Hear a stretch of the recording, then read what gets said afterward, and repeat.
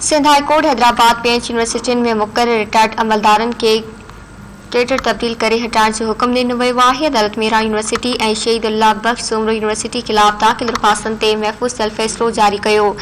2 नवंबर ते जस्टिस अदनान उल करीम मेमण ऐं जस्टिस अदनान इक़बाल चौधरी जी सरबराही में डिविज़नल बेंच ॿुधणीअ दौरान फ़ैसिलो महफ़ूज़ कयो।